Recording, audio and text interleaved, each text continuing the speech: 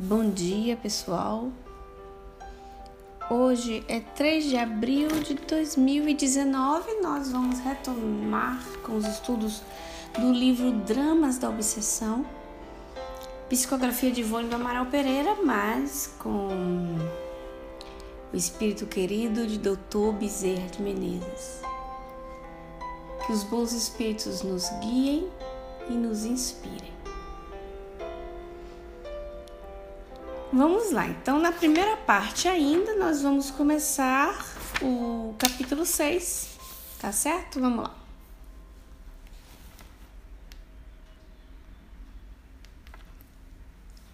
Urgia retirar do seio da infeliz família de Leonel os inimigos invisíveis que a atormentavam. Repunha sempre, porém, as individualidades já esclarecidas, repugna, não é italiano não, repugna sempre, porém, as individualidades já esclarecidas, admitindo os serviços de beneficência ao próximo, quaisquer atos de violência contra os mesmos. Certamente que Roberto Iperi, coadjuvante da assistência do alto, que segue todo aquele que se devota às causas justas, teriam possibilidade de remover dali os infelizes perturbadores. Sem preocupações de ordem mais suave, todavia, não o fizeram. Então, o Dr. Bezerra nos diz o seguinte, que era urgente para poder limpar a psicosfera da família de Leonel, né? Recapitulando para vocês, Leonel e a sua filha se suicidaram e se encontram no mesmo ambiente familiar, dentro de casa. O ambiente familiar está péssimo, negativo, e o menino também de 17 anos tinha tentado suicídio. Outros filhos têm esse estímulo do desânimo do suicídio. E dentro da casa, além do pai e da irmã suicida, ou seja, como espíritos, naquele ambiente familiar estavam também os cobradores, os espíritos que se apresentavam ainda com as vestimentas de judeus, cobrando aquela família de um comportamento do passado, tá? Então, Dr. Bezerra nos diz, olha, urgia tirá-los, mas para os espíritos que já coadjuvam, já trabalham em sintonia com o bem, tirar a violência não é aquilo como objetivo final, né? Então, assim, era possível para Roberto, Peri, Dr. Bezerra chegar lá e arrancar aqueles espíritos dali? Sim.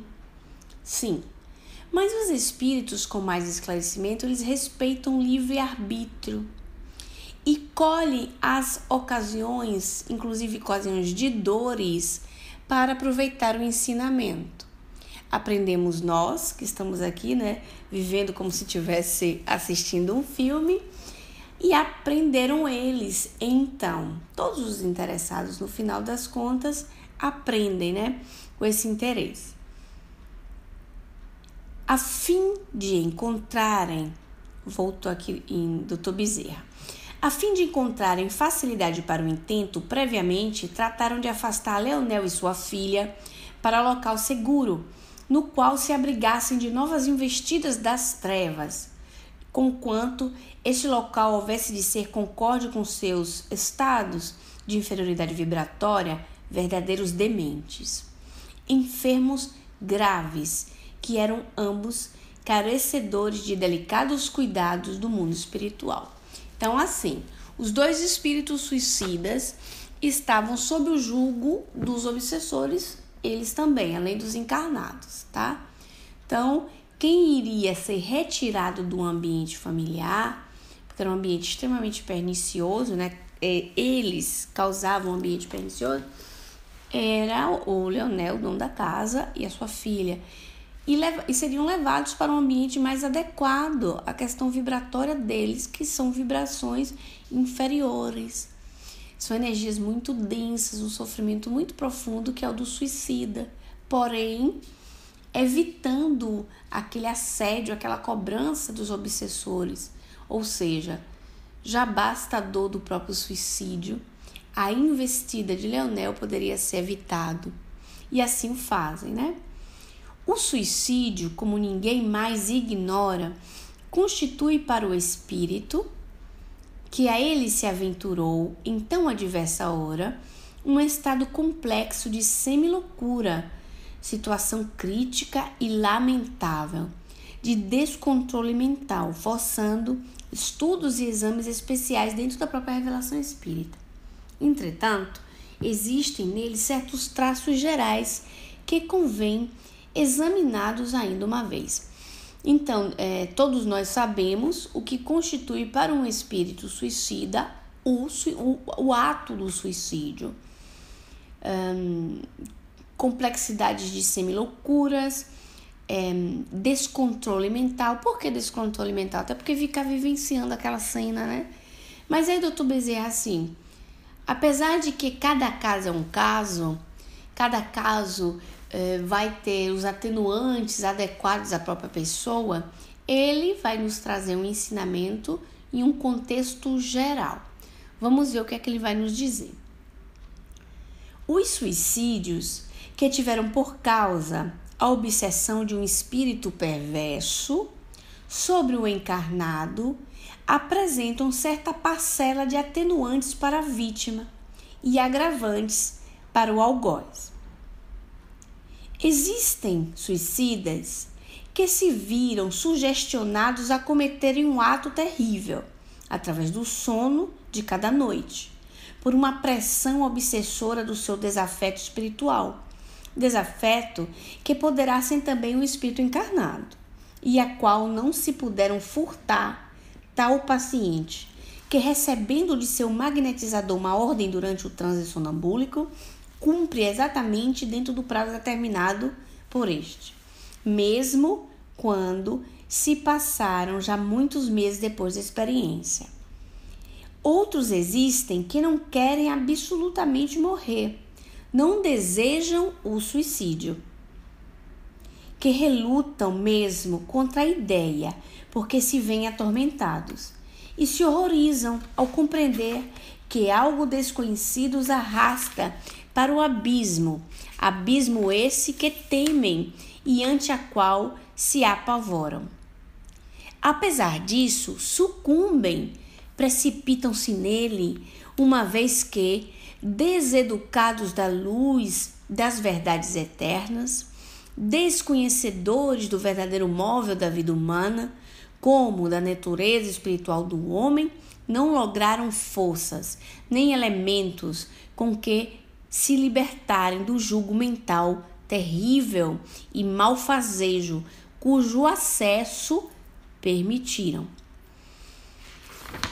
Então vamos lá. É bastante material, né, Nai? É assim, difícil uma situação dessa, mas é um tipo de suicídio que tem um atenuante. Tem uma fala de Allan Kardec que eu li há anos atrás e eu já tentei achar novamente, não consigo. Quem tiver essa capacidade de achar para mim, eu agradeço. Que ele diz assim mesmo: existem certos suicídios que são verdadeiros assassinatos. É uma fala do codificador. Por causa da obsessão. Então, se a pessoa se suicida sob o jugo obsessivo, tá? Ela vai ter atenuantes, obviamente, e agravantes para o algoz. Vou dar um exemplo para vocês. Tem um livro, Romance de Dona Ivone, vocês sabem que tem a trilogia, né? São os 3 romances sobre as reencarnações dela e que, infelizmente, não tem um que tem um final feliz. São sempre muito problemáticos. Um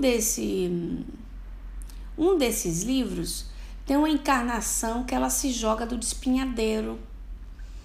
Se joga do despenhadeiro no mar, bate na pedra no mar. E esse suicídio foi induzido pelo obsessor. Ela sofreu um assédio desde a infância tão potente. E sempre lembrando que as desencarnações de Dona Ivone são sempre jovens, né? Ela nunca, nessas citações de encarnações, ela não tem ocasião de chegar na idade madura, por exemplo. A notícia que nós temos da idade madura dela foi com Ivone, do Amaral Pereira. As outras encarnações são sempre encarnações jovens. Então, ela era muito jovem, sob obsessão desse espírito, e ela se suicida, tá? Então, esse suicídio dela teve atenuantes. Teve bastante atenuantes, porque ela entrou num estado de loucura tão grande sob o jugo do espírito, que o agravante ficou para o espírito. E aí eu me lembro dessa frase de Allan Kardec, que é muito forte, né? Ele dizer que existem suicídios que são verdadeiros assassinatos. Nunca me esqueci disso. Se alguém achar essa frase dele, por favor. E isso aconteceu com Ivone. Numa outra encarnação dela, passam-se outras encarnações, enfim. Numa encarnação anterior à encarnação de Ivone do Amaral Pereira, tá? Que foi o pai e a mãe dela, o pai é espanhol, a mãe era portuguesa, ela desencarna em Portugal, ao ponto que a desencarnação dela, o suicídio dela veio lembrado, recordado pelo próprio Camilo Castelo Branco. Camilo Castelo Branco soube da notícia do suicídio da menina, tá? Do suicídio da Dona Ivone quando ela desencarnou. Então, aquele suicídio não foi sob o jugo da obsessão. Ela teve influenciações, assédios, obsessões por, vamos dizer assim, por sintonia, né? Por simpatias. Mas obsessão por vingança não naquele sentido do... Minutinho, gente. Não naquele sentido do... Vamos dizer assim, do assédio espiritual, como foi para o outro, né? Não foi. Então, para ela, teve um agravante muito grande. Então, quando às vezes a gente vê uma pessoa assim que se suicidou, tá? Qual era o agravante? Qual será o tipo de assédio que essa pessoa estava envolvida? O Dr. Bezerra usa uma comparação que eu queria trazer para vocês, porque às vezes uma fala assim fica confusa, vocês podem ouvir de primeiro impacto e não entender, tá?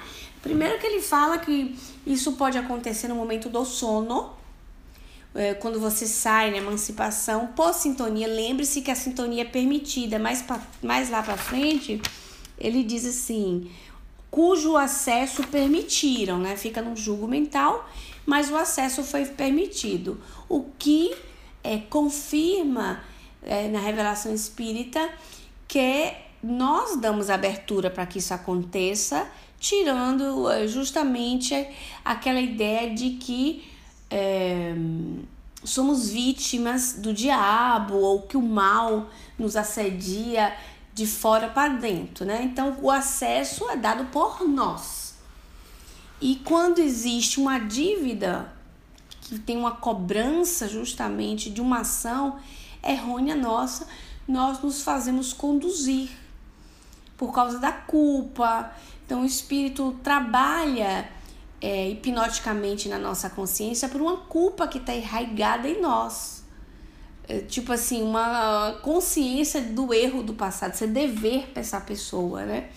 Inclusive, isso existe de encarnado para encarnado. A pessoa ficar limitada a determinados relacionamentos viciosos, abusivos, por um senso de culpa enraizada pela própria pessoa, né? Uma culpa ligada a um passado distante, mas que a pessoa traz aquela culpa. O outro encarnado convence, às vezes, muitas vezes inconsciente, né? Que aquela situação ainda perdure. Mas não é dito que a situação perdure para sempre, né? Que aquela dívida, mas a questão de ter vínculos ainda, esses sentimentos não trabalhados da culpa, faz com que você acredite não é assim mesmo. Isso é um tipo de hipnose, sim. O termo que ele utilizou é magnetizador durante o transe sonambúlico, e é isso que eu vou tratar com vocês no próximo áudio. Voltando então, pessoal, na segunda parte do nosso estudo, eu queria tratar com vocês dessa expressão que utilizou o Dr. Bezerra de magnetizador, que dá uma ordem a um transe sonambúlico. Lembrando que existiam escolas de magnetização naquele tempo de Kardec, e no tempo de Kardec, mas muito antes, né? Porque o estudo mesmo da magnetização, do magnetismo, veio através de Mesmer. E Mesmer é de 1700 e alguma coisa, já passado da metade dos 1700. E Mesmer foi a primeira notícia ligada a fazer uma ciência do magnetismo, né? Então, existe uma escola de magnetização que Kardec conhecia muito bem. E hoje, o que é que nós podemos traduzir isso? Com a hipnose, tá? Aqueles movimentos de hipnose que às vezes vocês veem em televisão e que hoje é usada a hipnose, por exemplo, como analgésico. Vocês já viram? Em sala operatória, em sala de dentista, em consultório de dentista. A hipnose também é usada como anestesia. Então, os transes sonambúlicos eram isso, se magnetizava a pessoa, o espírito dono do corpo, ou seja, o subject, como é que se pronuncia isso aí, né? Subject, que seria o que se faria magnetizar, vamos dizer assim. Ele executava algumas ordens. Em televisão você vê a pessoa perder a sensibilidade do corpo, tem momentos de catalepsia, né? Ou então fica dura. Eu já vi um caso aqui na televisão italiana, 2 cadeiras, a pessoa deitada e os outros fica durinha assim, e os outros vêm e sentam no corpo dela no meio e ela não dobra, não cai, não sente dor. Ou em filmes que você via a pessoa fazer imitação de animais, fazer aquilo que não queria, ter a mão ligada uma na outra e não conseguir soltar. São tudo mecanismo da magnetização, tá? São métodos de aplicação da magnetização que conhecemos como hipnose.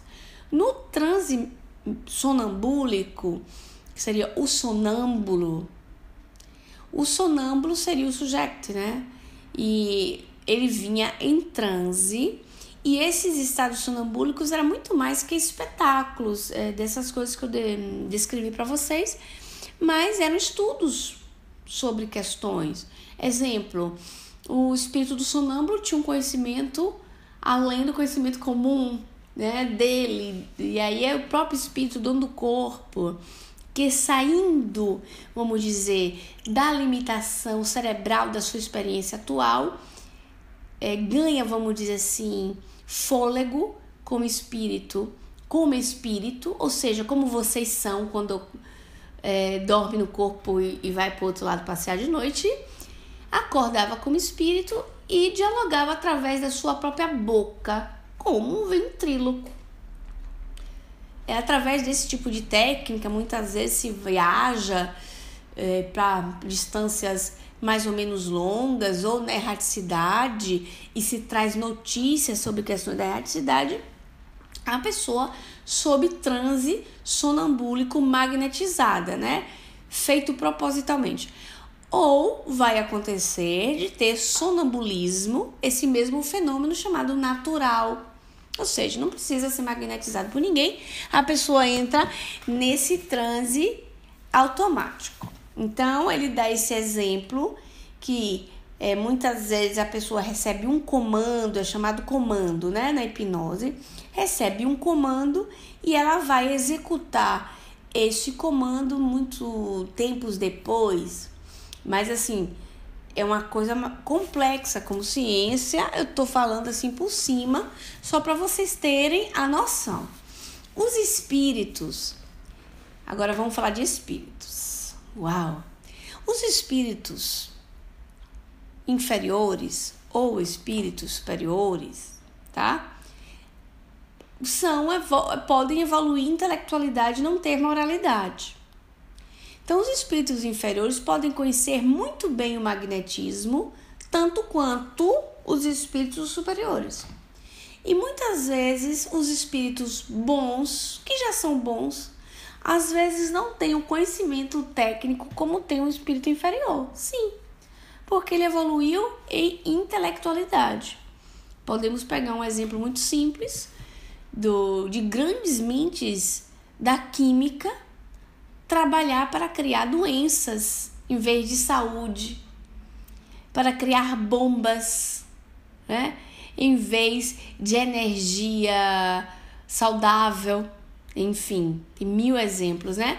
Do uso errado da inteligência pela falta de moralidade do indivíduo encarnado, ou seja, o indivíduo ignorante é mau. A maldade, né, é a ausência do bem. Ignorando-se o bem, a pessoa pode, né, e muitas vezes conhecemos, executamos o mal.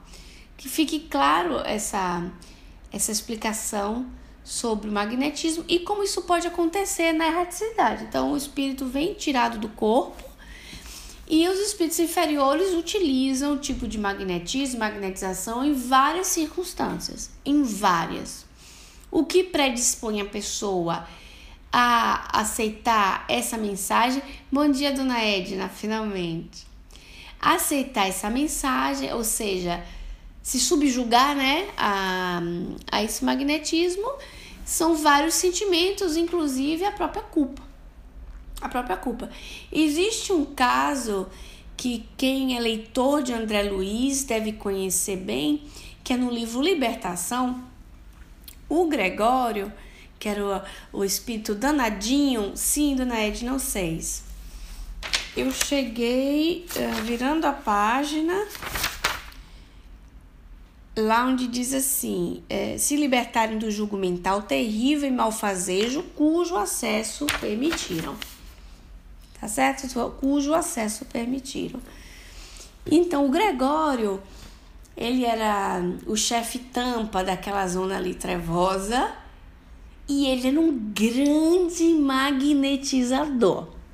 E os outros espíritos inferiores também tinham um respeito muito grande, porque ele tinha um carisma, ele, na maldade, né? Um carisma legal, viu?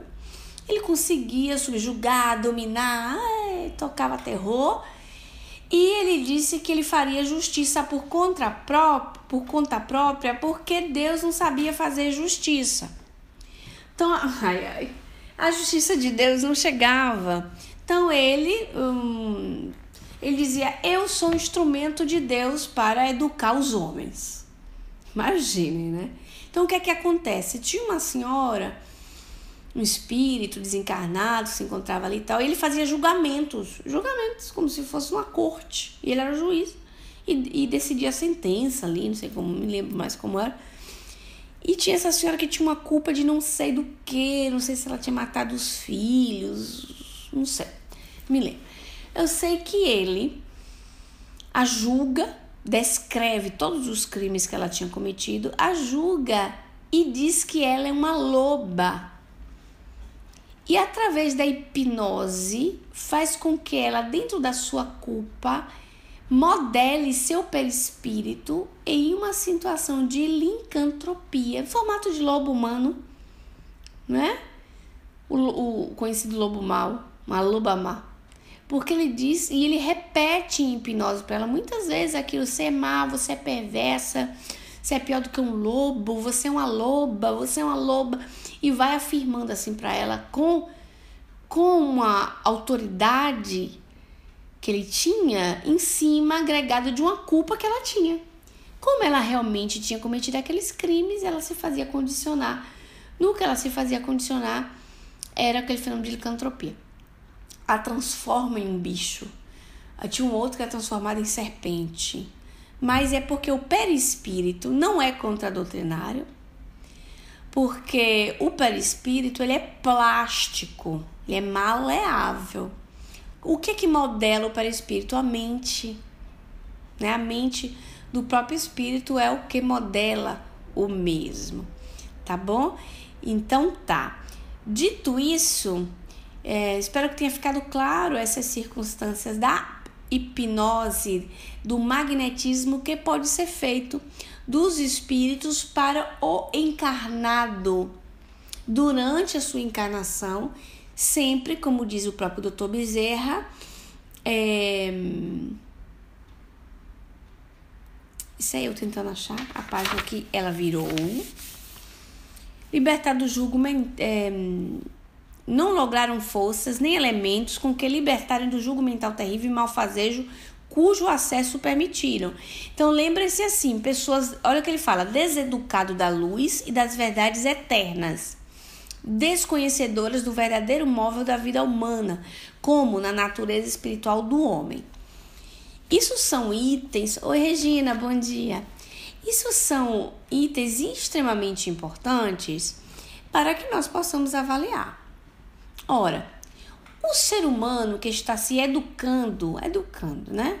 Não é que ele é educado, ele é um educando. Ele está se educando nas verdades imortais do espírito. E isso dentro de qualquer contexto religioso, desde que a pessoa não sobreponha a outra, não subjugue, enfim.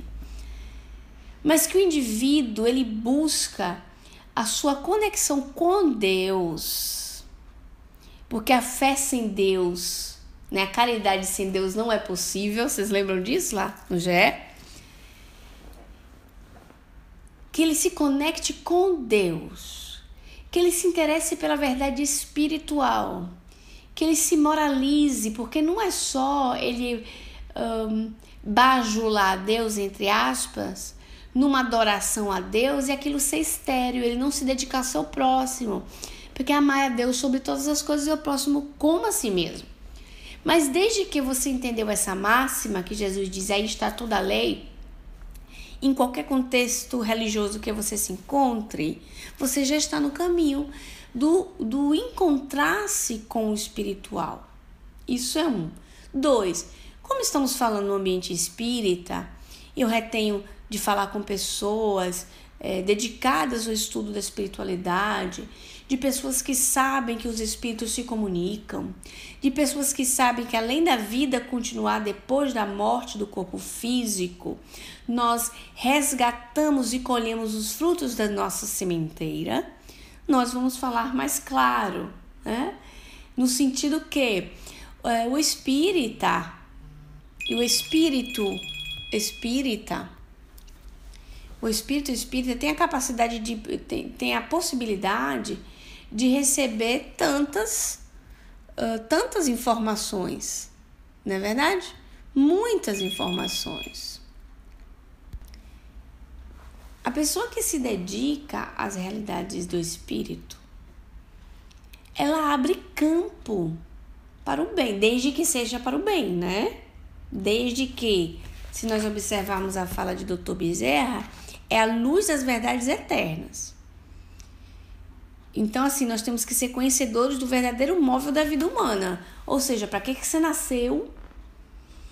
Você não está aqui no planeta para... Vamos ver.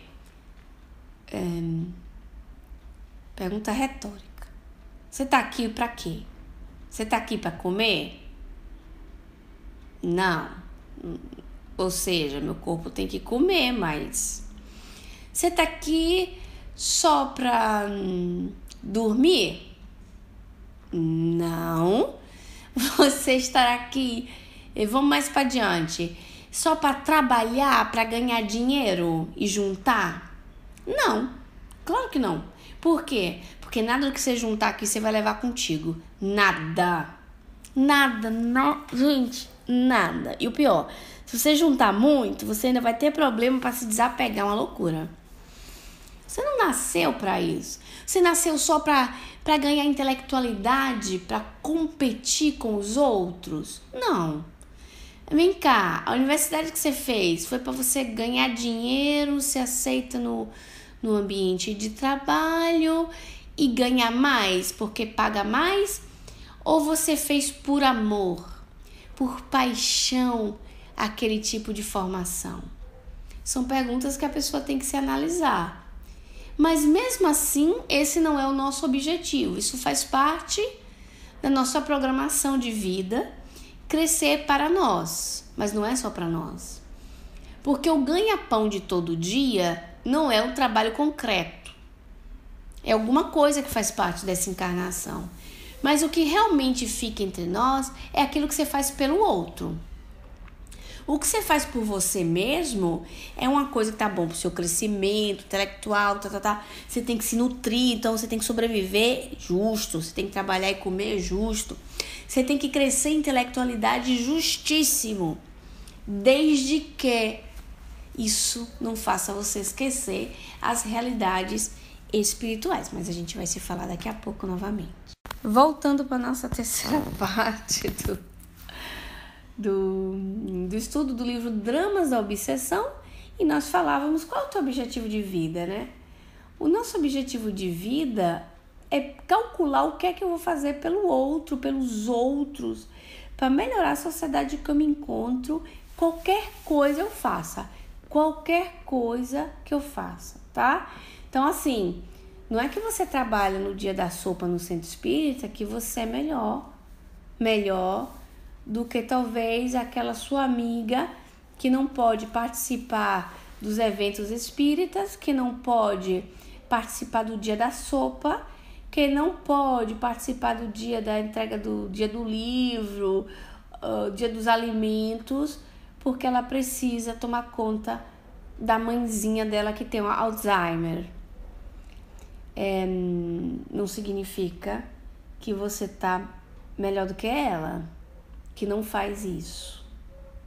Você faz coisas legais? Muito. É importantíssimo socializar-se servindo. E se for em coletivo, melhor. Porque nós vamos aprender lidando com mentes diversas, não é verdade? Eu tinha um pessoal do CELD do Rio de Janeiro, né? Que é o Centro Espírita Leon Denis. É lá no Rio, em Bento Ribeiro. Trabalhei com eles muito tempo, muito legal eles. E tinha uma senhora que contava alguns casos interessantes, esses causos que a Fabrícia adora. E ela dizia assim que eles tinham um trabalho de ir para as ruas para fazer a barba dos mendigos, né? E cortar o cabelo. E eram momentos assim extremamente interessantes, porque encontrava personalidades de todo tipo. Gente, assim, sempre tratada com muito carinho e tudo, mas muitos companheiros, ela contava numa palestra, era colocado, vamos dizer, à prova. Porque quem está saindo para fazer a caridade, quando não vê o outro recebendo bem aquela caridade, acha que é desaforo. Não é? Nossa, que absurdo, ficar escolhendo. Então, o irmão lá da rua, clochard, eu quero meu cabelo cortado assim. Você não tá cortando legal não, sua mão tá pesada. E ela dizia que era um aprendizado muito legal. Ou então no dia da distribuição da comida, quando fazia mensa, né? Mensa, como poderia ser no refeitório, né, dona Edna? Como é que chama esse tipo de atividade? Cozinha para todo mundo e vai distribuir, né? E muitas vezes tem centros que tem mesmo refeitório, o pessoal come lá. E às vezes as pessoas dizem assim: o que é isso aqui? Como é que vocês dão de comer pra gente com água? Cadê o suco? Cadê o suco? Sem uma Coca-Colazinha? Eu vi vários casos disso. Isso é excepcional, gente. É uma experiência linda. Porque educa você muito a amar, a saber reagir, a saber brincar, a saber levar na graça esse tipo de situação, a saber atenuar com a simpatia, enfim. Então, esse tipo de trabalho é maravilhoso. A dona Edna, eu vou falar da dona Edna aqui. A dona Edna tem um trabalho no centro que é o dia da costura, né, dona Edna? E elas costuram, se encontram assim durante a tarde, né, dona Edna? E costuram roupinhas para criancinhas que vão nascer, para mamãezinhas, né, grávidas, mãezinhas carentes. E vê se eu me lembro direitinho, viu, dona Edna? E a única coisa que elas pedem é que aquelas mamãezinhas façam o pré-natal, né? Com pré-natal e tal. Então, assim, elas vão ter um enxovalzinho das crianças. Mas, dona Edna, antes de chegar lá no pessoal que a senhora vai entregar as roupinhas, inclusive com as próprias irmãs, né? Que estão ali costurando, a convivência ali não é de aprendizado? Porque são várias cabeças. Uma que tem opinião assim, que tem opinião assada. Uma que achava que tinha que dar desse jeito, outra que achava que não podia ser daquele outro. E assim cresce junto. Tem gente que não se dá, sai. Acontece isso também, não é, com a senhora? Enfim, né? E, olha, é especial momentos assim. É maravilhoso. A dona Edna escreveu ali pra gente. Um dia atendi com café e pãozinho com manteiga. Ele olhou e disse, onde está o queijo? Sim. Eu me lembro, viu, dona Edna, aqui não era instituição não, mas lá na Bahia, e não tinha esses perigos de hoje, né? Falando eu criança, batiam na porta para pedir água, batiam na porta para pedir comida, não é verdade? Não tinha isso? E você dava, não tinha aquele tanto medo da violência que tem hoje. Então, eu me lembro que o corredor da cozinha da casa da minha avó até o portão era muito longe. E minha avó caminhava se arrastando. Aí o menino gritava de lá, fazia assim, ô tia, eu tô com fome. E tal. Aí minha avó, pera aí, meu filho. Aí a minha avó, arrastando, viu? Pegava um pãozinho, passava a manteiga. Levava uma garrafinha d'água, assim. Até porque a gente sempre foi muito humilde como casa, né? Não é que tinha, que sabe que coisa. Aí ela ia se arrastando, assim, bem se arrastando. Porque ela arrastava os pezinhos assim no chão, né? Certo ponto ela tinha quebrado a bacia, enfim. Aí ela foi se arrastando. Quando chegava que dava pro menino, às vezes aí o menino olhava com desprezo e fazia assim, tá, obrigada. Até que agradecia, né? Aí um dia ela viu o menino jogar o pão pra cima. Ela ficou muito chateada. Ela disse de tudo pro menino. Ela era desaforada, viu? Ela disse tudo. E ela ficou tão chateada, porque ela já tinha mais de 80 anos, né? Ela fazia aquilo ali. Ou então, fazia assim a comidinha, botava feijão, arroz e alguma coisa. Alguém dizia assim, não tem um pedacinho de carne não, a mais, só isso, ou coisas desse tipo, né? E que é um grande aprendizado pra gente, que é maravilhoso. Mas as verdades espirituais também estão nisso, né? As verdades espirituais também estão nisso.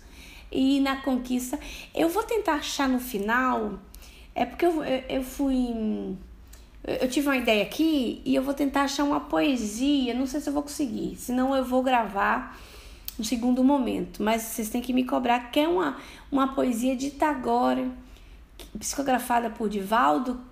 Eu conheço poucas dele, né? Eu conheço tipo uma ou duas, mas assim, de chorar. É linda, de você ouve e você chora, porque é muito profunda. A dona Edna escreveu ali, eu também, com dores nas pernas, falo sempre com uma delas, peça tudo de uma vez, vou e volto várias vezes no rodó. Pois é. Aí vai lá, pois é, que é o aprendizado, né? E abençoar. Em próximas encarnações a gente vai saber abençoar mais.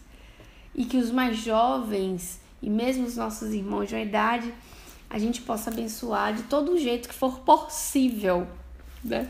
Vamos continuar aqui. Então, acesso que permitiram, vamos lá. Eles veem junto a si, antes de efetivado o ato, com impressionante segurança, tais se materializados fossem diante dos seus olhos corporais. Os quadros mentais que o obsessor fornece através da telepatia ou da sugestão. Eu tive uma ideia para falar isso para vocês, desse pedacinho aqui. Eu vou concluir e depois eu vou falar.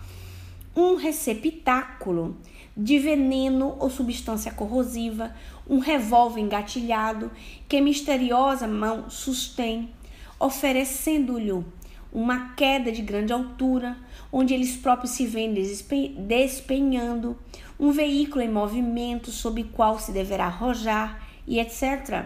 Sofrem assim por vezes durante meses consecutivos, sem ânimo para confidarem com amigos, uma agonia moral extenuante e arrasadora, uma angústia deprimente e inconsolável que lhes agravam os males que já os infelicitavam. Angústia que nenhum vocábulo humano será eficiente para bem traduzir. Olha só. Ele diz o seguinte, que os espíritos, os obsessores nesse caso, né? Eles constroem telas mentais, imagens, como se fosse um filme em 3 dimensões. Agora fica fácil de explicar isso, né? Tem 3 dimensões para explicar. E que a pessoa vivencia aquilo, fica se vendo, se matando, se vê com um revólver na mão, um revólver atirando na própria cabeça, ela se jogando, várias situações repetitivas, que é uma forma de hipnose, e a pessoa até lembra desses sonhos e fica extremamente arrasada. E essas sugestões mentais, que era isso que eu queria falar, que os espíritos fazem na nossa mente, hoje a mídia também faz por sugestão dos espíritos ainda muito maus. E vai plasmando, a Dona Edna escreveu ali, vai plasmando a ideia para a criatura. Hoje a mídia está fazendo isso muito. Mensagens subliminares, terríveis. Eu li um livro há um tempo atrás, gente, se existe muitos livros, tá bom? Eu só vi um. Que eu estava na livraria, que é a Feltrinelli, aqui na Itália, escolhendo livro para meus filhos. Estava num departamento de livros para jovens, que dizia o melhor modo de você se suicidar. Coisas assim. E várias imagens bonitinhas, coloridas, de um personagem engraçadinho, que uma hora ele se enforcava, de outra ele se jogava na frente de um carro. Um livro para jovens. Ou seja, vocês têm noção que isso foi passado por editores? Que teve gente que aprovou isso? E se nós falamos, nós somos fanáticos, pudicos e que o espiritismo está subindo para a cabeça. Que a gente vê essas coisas em tudo. Eu vi uma amiga que muitas vezes fala de suicídio, tá? No Facebook ontem, postar uma imagem falando assim. A frase em si era tipo, um antropólogo, quando ouve as pessoas chamarem a família natural, família não sei o que, morre. Tá. Mas vocês sabem qual era a imagem? Não, vocês sabem qual era a imagem? Uma corda e o suposto antropólogo enforcado. Pendurado, enforcado. Essa era a imagem. E essa mesma companheira compartilhou para todos no Facebook.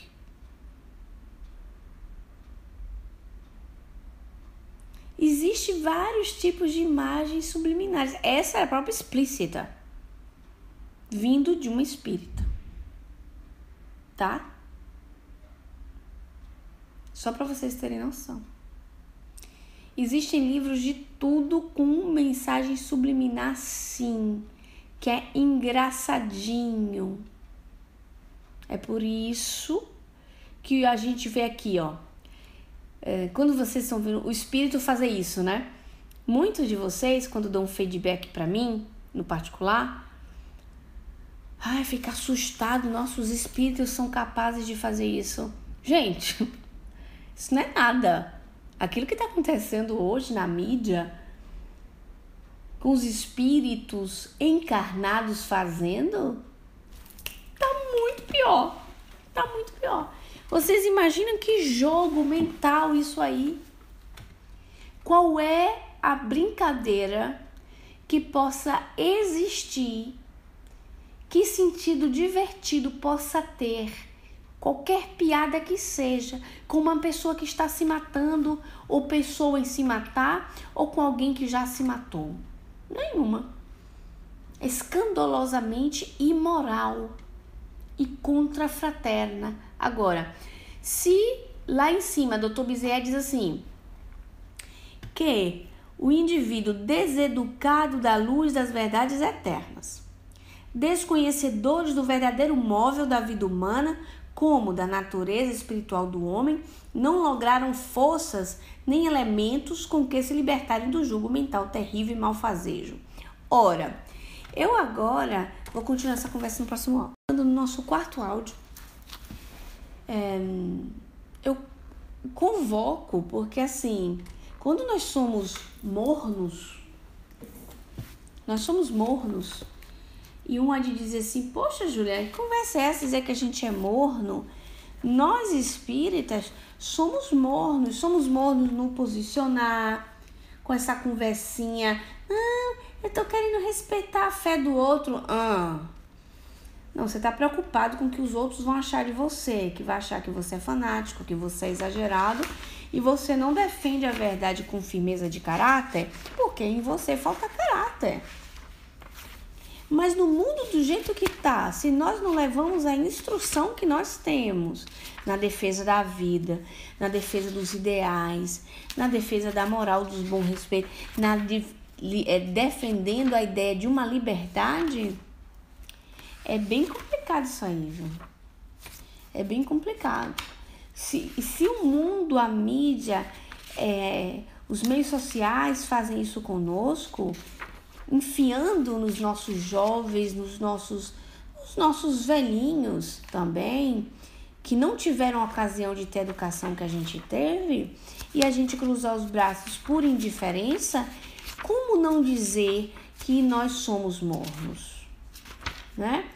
Quem fala isso, nos chama de mornos, é o Espírito Georges, no Evangelho segundo o Espiritismo. No Evangelho segundo o Espiritismo. E é incrível, porque no capítulo 17, Sede Perfeitos, é o item 11 que fala cuidar do corpo e do espírito. Tá? Aqui embaixo, no segundo parágrafo, que eu vou diretamente no segundo parágrafo, e vos estimulo a ir procurar, 2 sistemas se defrontam aqui. O dos ascetas, que querem aniquilar o corpo, né? Porque fala da cuidar do corpo. Os ascetas é aquele que não come, fica não sei quanto tempo em jejum, fica dando chibatada no corpo para apagar os pecados, enfim, de vários tipos. E dos materialistas, que querem rebaixar a alma. Os ascetas acabam com o pobre do corpo. E os materialistas querem rebaixar a alma. Isso são 2 sistemas, viu? É tipo assim, o da esquerda e o da direita. Tá, vamos lá. 2 violências quase tão insensatas uma quanto a outra. Não pense que extravalorizar o espírito, denegrindo o seu corpo físico, fazendo com que o seu corpo físico adoeça, pela falta de nutrimento necessário, que você está se levando para o céu, não, viu? Porque são os extremos, né, dona Edna?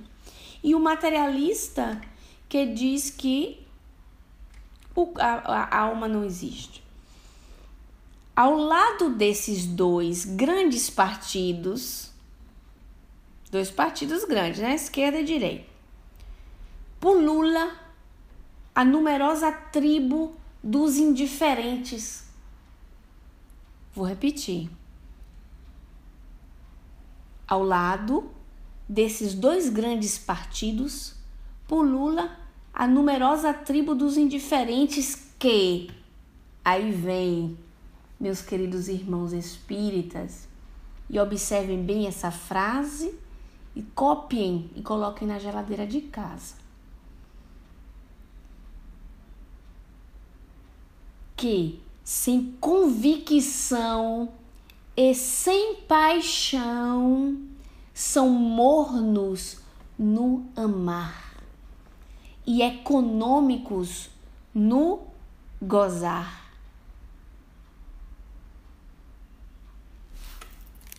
mornos no amar e econômicos no gozar.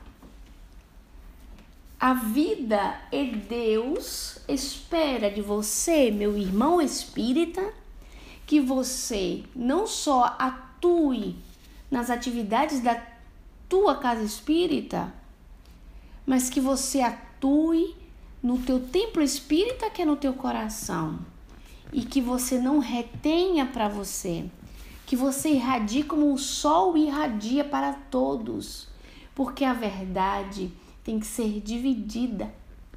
Não precisa converter seu ninguém, não. Não precisa tirar as pessoas de onde elas estão, mas estimulem o otimismo, doem amor, ensinem elas a valorização no campo que elas possam atuar, valorizando e demonstrando o lado bom da fé que elas possam vivenciar, mas façam de algum modo que não sejamos indiferentes e mornos. Por quê? Porque ao menos tem a justificação, que está querendo fazer uma certa coisa porque tem aquela convicção ali. O do lado de lá tem a convicção de lá. E nós? Não temos nem convicção e nem paixão. A gente vai na maré. Nem convicção e nem paixão. E a paixão é necessária. Apaixonar-se pelo bem. Irradiar o bem. Entrar nos lugares e as pessoas dizerem assim: nossa, a Regina quando entra aqui, ela faz a diferença. Parece um sol irradiando. Da alegria, do otimismo. Onde será que ela vai aurir toda essa alegria de vida num mundo tão complicado como esse? A fé verdadeira, ela é contagiante, diz o próprio Evangelho, gente. Ela é tão contagiante que ela transmite até a quem não as tinha. Também está no Evangelho isso, segundo o Espiritismo. Que nós não abramos mais os nossos evangelhos para consulta somente, ou para ler uma frasezinha bonitinha, mas que nós possamos sim nos informar, estudar. Se não entendermos aquilo que foi dito, ter a humildade de perguntar ao companheiro. E se não acharmos um companheiro que tenha paciência de explicar, que nós possamos buscar em outro, porque é necessário. Então eu concluo esse estudo de hoje com a reflexão essa, que nós como espíritas podemos fazer muito e muito mais do que estamos fazendo. Que nós não sejamos tietes de médiuns, tietes de palestrantes, esquecendo o nosso papel no mundo, o verdadeiro móvel da vida humana. Que nós não sejamos promoters e nós que sejamos caridosos, que é o que realmente a vida precisa, de almas mais caridosas. Eu deixo para vocês um abraço, pedindo aos bons espíritos que possam estar conosco, nos inspirando a levantar a bandeira da verdade, pedindo a Deus o abraço necessário aos bons espíritos, aquele carinho para enxugar as nossas lágrimas quando temos desânimo, a tolerância para podermos amar mais, é a indulgência para compreender o outro. Que os bons espíritos nos abençoem e que Dr. Bezerra esteja conosco, como todos os outros, hoje e sempre. Graças ao nosso bom Deus.